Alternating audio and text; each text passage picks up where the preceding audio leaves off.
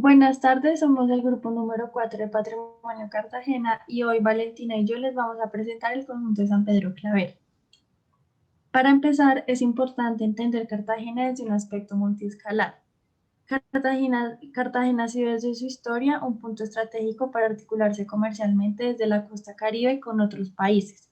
Y así como Cartagena tiene una gran ubicación estratégica, pasa lo mismo con el conjunto de San Pedro Claver, ubicado en el centro histórico de la ciudad, teniendo una conexión con la muralla y por ende con las dinámicas que antiguamente se daban con el mar y con la bahía de las Ánimas. Analizando la importancia de su ubicación, pasamos a entender la relación que ésta tiene con su historia. Analizando desde el punto histórico la manzana, entendimos cómo ha sido el funcionamiento y la composición de la manzana a lo largo del tiempo para entender qué ha conservado y cuáles han sido sus principales cambios. Iniciando con el siglo XVII, comienza la primera construcción de aspecto religioso, que sería el primer colegio jesuita, sobre este terreno, reemplazando lo que antes serían las carnicerías. Luego, en el siglo XVIII, los jesuitas se apropian de la muralla e inician la construcción sobre ella, acompañada de la primera iglesia en la manzana. En el siglo XIX se da la construcción y consolidación de la iglesia actual, que fue un elemento fundamental para la composición de la manzana en cuestiones urbanas, y se define también claramente la calle de la Ronda. Y finalmente en el siglo XX se construye la actual cúpula de la iglesia, que se ha convertido en todo un hito, no solo para la manzana, sino para Cartagena como tal. De rescatar y valorar está que la manzana aún conserva un fragmento del volumen original de la primera iglesia. Luego tenemos el análisis del contexto urbano que rodea la manzana, donde identificamos que se crean tres principales relaciones. Primero están las relaciones con las plazas, de la denominamos como la ruta de las plazas, ya que se genera un espacio de recorrido entre ellas y esto afecta directamente las dinámicas de flujos y usos dentro de la manzana. Luego tenemos la relación con los baluartes. A esta le denominamos la relación de memoria histórica, ya que estos baluartes con el tiempo se convirtieron en puntos de referencia en la zona, sobre todo por su carácter económico.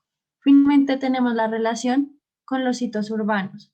A esta le nombramos como el recorrido cultural y turístico porque son estos sitios de interés o sitios emblemáticos que generan actividad alrededor de la manzana. En este punto analizamos la manzana desde los usos del suelo en un contexto urbano. Se puede ver que predomina el uso residencial y de servicios referidos al comercio y turísticos, que además concuerdan con las dinámicas poblacionales. Los servicios institucionales y culturales se ven allí no como predominantes, pero sí como puntos estratégicos dentro de la movilidad y en el reconocimiento del sector urbano del centro histórico. Seguido a los usos del suelo, también analizamos los usos específicos de la manzana, donde como se puede ver en los esquemas, los usos que predominan son los institucionales con la presencia del Museo Naval y el museo dentro del claustro. Dentro del claustro también es importante resaltar que hay otro uso predominante y es el uso habitacional o de vivienda por parte de los jesuitas. En general es una manzana que mantiene cierta uniformidad en los usos y esto hace que la manzana no pierda la esencia institucional y religiosa para la cual fue pensada. Más sin embargo, hay algunos espacios con ciertos usos que pueden replantear. También estos usos influyen en las dinámicas de flujos dentro de la manzana. En este caso, analizamos los distintos flujos o recorridos que hacen las personas dentro del claustro. En el esquema se pueden evidenciar cómo estos flujos están delimitados por los distintos niveles, siendo el primer piso y parte del segundo piso los de mayor flujo por parte de visitantes o locales o turistas. Es decir, esta es la zona más abierta al público. Mientras que la parte del segundo y todo el tercer piso tienen usos exclusivos de las jesuitas. El flujo no es muy alto y se pueden estar desaprovechando estas espacialidades interiores con las dinámicas urbanas generales de la manzana.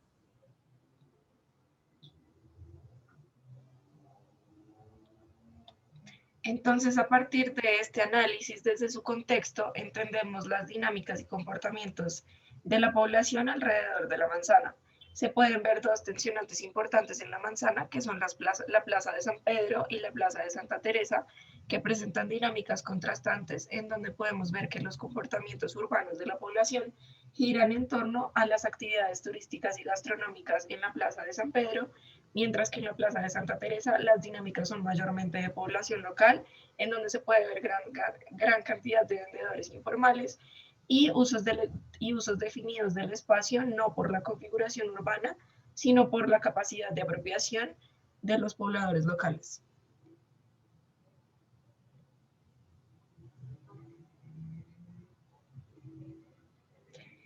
Siguiendo con los análisis generales y urbanos de la manzana, evidenciamos que sus condiciones ambientales están dadas principalmente por la formación de microclimas que se dan gracias al recorrido de los vientos y la acumulación de zonas de calor y de frío en los diferentes puntos de la manzana.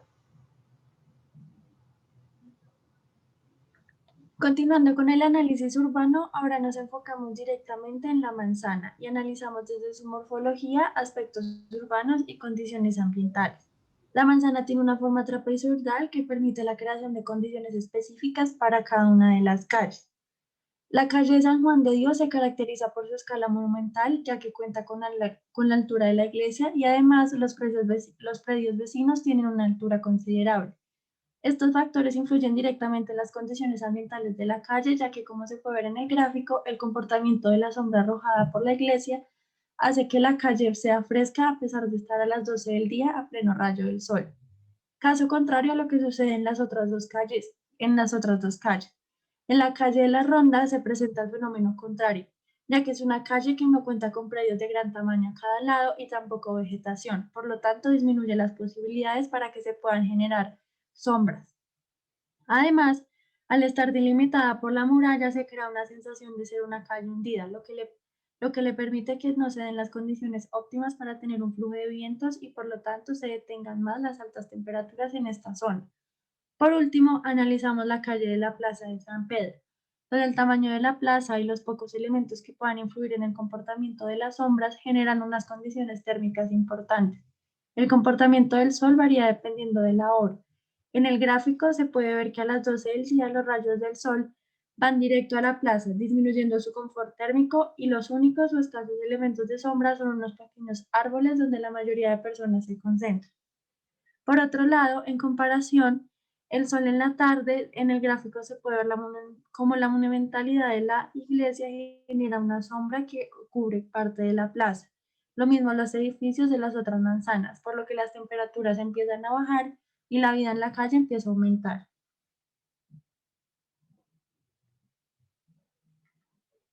Siguiendo con las condiciones térmicas de cada calle explicadas anteriormente, analizamos la creación de microclimas dentro de cada una de ellas.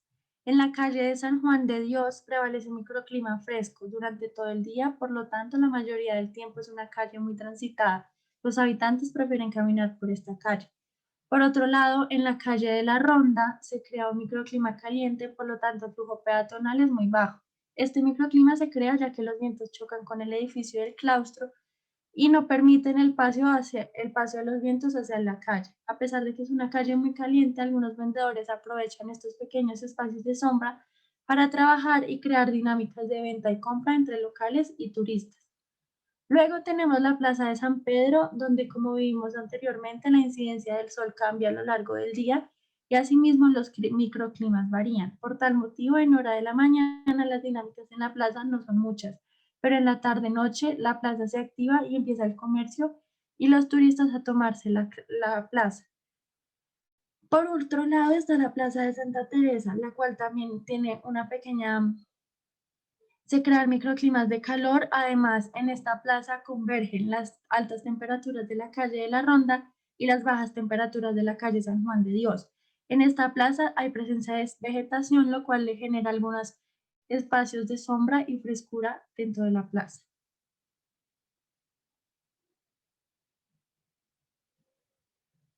Continuando con este análisis urbano de la manzana, analizamos su sistema de ocupación, donde resaltamos las distintas identidades de los edificios que componen la manzana y llegamos a la conclusión que existe un eje axial que une los patios. Por tal motivo, nos gustaría crear un eje de circulación que logre unir las dos plazas y además recuperar la esencia del claustro, el cual siempre fue pensado para poderlo recorrer. También aprovechar las arcadas e involucrar la relación exterior con el interior de los edificios.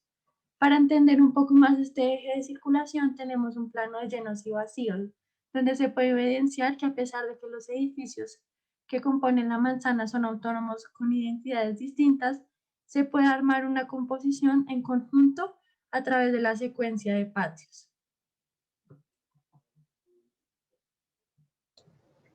Aquí entramos a analizar puntualmente elementos jerárquicos de la manzana teniendo en cuenta sus alturas, en la que le asignamos el mayor grado de valoración a la iglesia debido a su gran cúpula, que si bien fue construida recientemente, se consolidó como un hito fundamental para la composición de la manzana y para el reconocimiento de ella y del centro histórico como tal frente al contexto urbano de Cartagena en su totalidad. También esta jerarquía se evidencia en su interior, ya que la cúpula resalta la importancia del espacio del altar como elemento principal en la iglesia. Anteriormente mencionamos la importancia de los patios dentro del conjunto. Es por eso que realizamos los cortes para entender las diferentes calidades arquitectónicas y ambientales de cada uno de ellos. El primer corte lo realizamos por el patio central organizador, es decir, el patio del claustro. Los aspectos que valoramos son, en primer lugar, la presencia de gran vegetación, lo cual permite la creación de microclimas frescos y ventilaciones cruzadas con los espacios interiores del edificio. En segundo lugar, el patio plantea una circulación que permite acceder a todos los lugares del patio. Y por último, las arcadas de las fachadas internas de los edificios se vinculan con el patio por medio de la circulación perimetral. Adicionalmente, es importante valorar la presencia de un muro que divide el resto del patio con el patio del aljibe. Este muro ayuda a manejar la escala y a diferenciar los usos de cada patio. Siguiendo la secuencia, tenemos el patio con potencial conexión delimitado por el Museo Naval y el edificio moderno. De este patio valoramos en primer lugar la presencia de este edificio moderno, ya que lo convierte en un espacio con potencial de intervención. Luego, su gran tamaño y al estar en el centro del recorrido, nos permite darle un carácter de permanencia. Por último, es un patio que tiene una relación estrecha con el patio central del claustro. Dentro de la valoración de este patio se debe resaltar la presencia del edificio moderno, ya que adquiere una jerarquía a nivel urbano como un elemento articulador entre estos dos patios. Por último, está el patio de circulación. Valoramos este patio porque tiene un vínculo axial directo con la calle. Además, tiene con la calle con una pequeña plaza. Además, por sus características formales, tiene un gran potencial para generar un acceso a la manzana. En este punto hacemos una división de la manzana por identidades en donde analizamos cada una de ellas desde todos sus componentes y le asignamos un grado de valoración respectivo. Iniciamos con la iglesia de San Pedro Claver, por ser el volumen jerárquico que evidencia claramente un eje de simetría que permite entender la iglesia dividida en dos cuerpos laterales que conforman la nave central, en donde se encuentra esta gran portada que se enfrenta directamente al espacio más importante, que es el altar, creando un eje axial que define la composición de la iglesia. En sus fachadas laterales se evidencian otros dos portones que conectan con el patio central en un eje horizontal desde el exterior. También se evidencia por su carácter de imponencia y monumentalidad que la iglesia le agrega un valor a la manzana frente al contexto. También se puede ver la materialidad a la vista y con su gran fachada monumental desde la calle de San Juan de Dios. Se impiden las grandes entradas de luz directa a la iglesia y por eso se conservan al interior estas corrientes de aire que ingresan por los accesos y mantienen el clima fresco. Seguido a esto, hacemos una división del claustro y comenzamos por el volumen 1, que sería el volumen de acceso, en donde se encuentra la parte administrativa y de ingreso al claustro. Para este primer volumen entendemos la composición de su fachada con unos ritmos en los vanos de segundo y tercer nivel que siguen un mismo lenguaje. En esta fachada se aprecia también el desaprovechamiento que se le da al balcón corrido del segundo nivel como un posible conector urbano y visual con la Plaza de San Pedro, que además de esto rompe un poco con esa continuidad y esa limpieza de los ritmos en la fachada en segundo y tercer nivel. Continuando con un análisis de espacialidad interior y aspectos técnico-constructivos del edificio, este edificio cuenta con una estructura diferente a la del claustro, por lo que a partir del eje C se encuentra el muro interior que pertenece a la estructura de este edificio. Al interior del edificio, su sistema de entrepisos es con vigas de madera y con un cielo raso descolgado, por lo que los espacios pierden por lo que los espacios tienen un gran valor, pero hay ciertas alteraciones que deben ser modificadas para aprovechar mejor dichos espacios. Además, es importante resaltar que los muros estructurales no se pueden modificar, más sin embargo, los internos sí. Es por esta razón que en cada una de las plantas valoramos los muros externos con un valor alto y damos la oportunidad para resaltar y modificar los muros al interior. Siguiendo con la división de volúmenes del claustro, pasamos al segundo volumen, en donde podemos ver que la composición de este volumen en fachada se pueden ver sus ritmos en sus vanos, creando una fachada unificada. Se entienden los balcones como esas conexiones urbanas con la muralla que rompen con la continuidad de la fachada, pero que se pueden aprovechar como potencial para agregar mayor importancia a la muralla exterior. Además de esto, se están desaprovechando los vanos de la muralla y las arcadas que conforman un nivel con doble altura que está siendo utilizado como galería de exposición sin aprovechar las condiciones de luz natural y ventilación que podrían producirse en este espacio. Aquí ya en la fachada interior del claustro está compuesta por estas arcadas que conforman grandes galerías de circulación que muchas veces son utilizadas como zona de exposición. Un valor importante también es la relación entre lenguajes que tiene esta fachada interna con la fachada externa que da hacia la calle de la Ronda, ya que se crean estas galerías cubiertas y transitables. En condiciones ambientales, los vientos marítimos juegan un papel importante, ya que debido a su salinidad, el deterioro de la fachada se hace más evidente, además que la formación de hongos en la fachada se convierte también en un elemento característico en la arquitectura. El sistema constructivo del claustro es a partir de muros portantes en argamasa. Es importante resaltar que el primer nivel de este edificio está sobre mampostería, es decir, sobre la muralla, por lo que todos sus muros perimetrales, al ser estructurales, tienen un valor alto y limitan las intervenciones en ellos. Por otro lado, el entrepiso del edificio es un sistema de vigas que sostienen un entorno con un acabado. Finalmente, la cubierta es plana, pero tiene una ligera inclinación, por lo que le damos una valoración alta, ya que convierte este espacio en un potencial de intervención, por sus cualidades estructurales y por las visuales que hay desde este punto del edificio.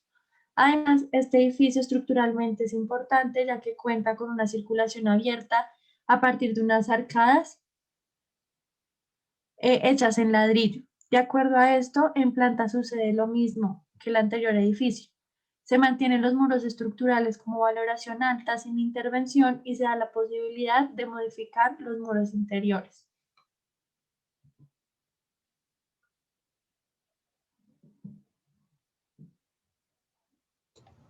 Siguiendo con la composición de la manzana, empezamos a analizar el Museo Naval. En el volumen del Museo Naval se aprecia también este ritmo en los vanos y esa continuidad de la fachada que crea una unidad a simple vista con la fachada del claustro. También se evidencia el déficit de entrada de luz natural en esta galería del edificio colonial por el tamaño reducido que tienen los vanos y que al ser un espacio que maneja una doble altura, el tema de la iluminación se convierte en un factor complejo de suplir a partir de estas arcadas. Las circulaciones abiertas de la galería del edificio colonial giran en torno a este patio central, mientras que en el edificio republicano las circulaciones se dan de forma cerrada. En general no se ve una conformación espacial específica al interior de estas grandes galerías, por lo que se aprecia como un gran espacio al que se le puede otorgar cualquier uso. Sobre la fachada, la siguiente, por favor. Sobre la fachada de la calle San Juan de Dios se ve cómo se maneja un lenguaje muy homogéneo de vanos y donde un eje axial enmarca esta portada, pero esta fachada no se encuentra con ningún tipo de relación funcional con el interior, más allá de permitirle la entrada de luz natural. Se crea también un contraste interesante entre esta fachada de color con la fachada de material natural a la vista de la iglesia de San Pedro. Las condiciones ambientales sobre el museo son contrastantes, ya que sobre la calle de San Juan de Dios se crea un clima de frescura debido a las alturas que maneja la manzana colindante, que permite la creación de una atmósfera de sombra sobre la calle. Aquí, analizando la fachada sobre la plaza de Santa Teresa, vemos que no corresponde a ningún tipo de lenguaje específico externo, ni responde a lo sucedido en la espacialidad interior. Cabe resaltar que se encuentra esta portada ubicada en el centro de la fachada, que da un acceso al patio central y crea toda una experiencia en donde se abre el campo visual en una perspectiva de todo el patio al ingresar por allí. Por otro lado, si analizamos estructuralmente el museo, se evidencia aún más la diferencia que hay entre el ala colonial y el ala republicana. La primera parte, la parte colonial, cuenta con muros portantes y en primer piso tiene parte del muro de muralla como sistema estructural. Además de eso, su cubierta es en parilera, a dos aguas y con teja de barro, características de la época colonial. Además de mantener esa circulación abierta contra el vacío de la que anteriormente hemos hablado. El hecho de que la estructura del edificio sean muros portantes también limita mucho el tamaño de los vanos. Por tal motivo, en sus fachadas las ventanas que tienen no son muy grandes y mantienen todas la misma proporción. Mientras que la estructura del edificio republicano consta de muros de carga, vigas acarteladas y un eje central de columnas en concreto. La estructura de los muros permite que los vanos sean mucho más grandes y varíen en tamaño y forma. El próximo volumen a analizar es el edificio moderno. Entonces podemos ver que en este edificio, en un análisis frente a la manzana en general, se entiende como una barrera que impide crear unidad entre el Museo Naval y el claustro. Allí encontramos un factor importante a potencializar, ya que por medio de él podemos crear la conexión de los patios de la manzana y generar una unidad. También cuenta con este acceso republicano enmarcado, que lo vemos como un elemento que se puede aprovechar igualmente para generar una experiencia de cambio de atmósfera desde el patio del claustro hacia el patio del Museo Naval. Estructuralmente, este edificio no tiene mayor valor. Su estructura porticada en concreto ha sido deteriorada por la salinidad de los vientos. Es por esta razón que no tiene elementos estructurales de valor, pero resaltamos su estructura general y su volumen en la manzana, como lo había mencionado Valentina, como este elemento articulador entre los patios. Aquí ya empezamos a definir unas acciones de intervención en las que tuvimos en cuenta el previo análisis y los grados de valoración que le otorgamos a cada edificio. Por ello planteamos 4 criterios de valoración. El primero es el de conservación total, en el que se encuentra la iglesia de San Pedro en su totalidad, teniendo en cuenta que es un valor que queremos mantener en la manzana, ya que no se le hará modificación. Al igual que pretendemos conservar la totalidad de la composición en fachada del claustro y el museo que colindan con la calle de la Ronda. El segundo criterio es de conservación media, que se refiere a aquellos espacios que conservarán la gran mayoría de sus elementos compositivos y se le harán algunas adecuaciones de usos y elementos secundarios como muros divisorios. En esta categoría se encuentra la volumetría del claustro, incluyendo la fachada de ingreso, que colinda con la Plaza de San Pedro, y la volumetría del Museo Naval, incluyendo la fachada que colinda con la Plaza de Santa Teresa. El tercer criterio es una conservación baja, en la que pretendemos modificar totalmente las condiciones espaciales interiores, así mismo como las composiciones en fachada del edificio. Dentro de esta categoría se encuentra el edificio moderno en su totalidad. Y por último, planteamos una categoría de conservación de patios como un criterio particular, dada la importancia que le otorgamos y que van a tener estos espacios al interior de la manzana en nuestras intenciones de propuesta. Llegando a las conclusiones de valoración e intervención, tenemos en primer lugar el siguiente corte donde mostramos los elementos que van a ser conservados, los espacios que vamos a restaurar, los elementos que van a sufrir una modificación total y por último la adecuación del aljibe. En primera instancia tenemos este volumen, el primer volumen del claustro, donde la idea es conservar todos sus muros exteriores y empezar a replantear los espacios internos. Lo que queremos acá es empezar a modificar estos cielos rasos que actualmente están descolgados y poder aprovechar de mayor manera la luz natural. Además, en este espacio entendemos que debemos modificar y aprovechar esta espacialidad para poder generar mayor flujo de los vientos que actualmente están bloqueados. Por otro lado, tenemos el edificio de estas arcadas. Vamos a conservar este valor, tienen un valor espacial las arcadas, ya que tienen una relación arquitectónica y ambiental importante con cada uno de estos patios. Y por último, tenemos el edificio moderno. Este edificio moderno, como ya anteriormente lo habíamos dicho, valoramos su presencia dentro de la manzana, más sin embargo, y además valoramos también sus espacios interiores, pero vamos a resignificar sus usos, a restaurar también su estructura y a modificar aspectos en fachada.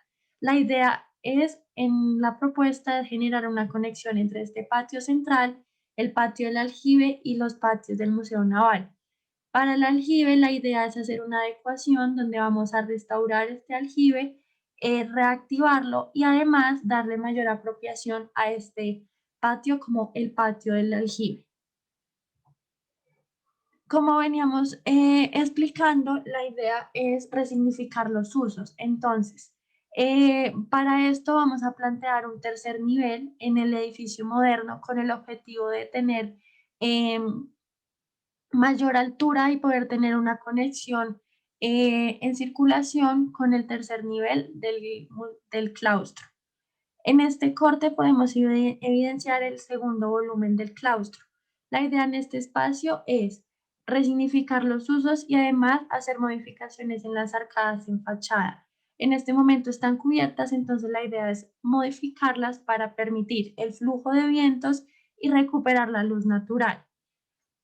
Además de eso, la idea con el edificio moderno es armar una nueva composición de fachada. Esta nueva composición de fachada va a estar se va a modificar principalmente teniendo en cuenta esta portada. Esta portada la valoramos y la vamos a conservar ya que consideramos que genera un efecto espacial importante, además de marcar un acceso y diferenciar lo que vendrían siendo los patios del claustro con las nuevas dinámicas de los patios del Museo Naval.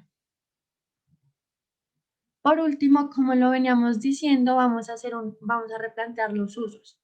La idea es, en primer lugar, aquí en planta nuestra propuesta del Museo Naval es cambiar el uso del museo a específicamente el ala republicana, y así generar nuevas dinámicas de circulación en el museo.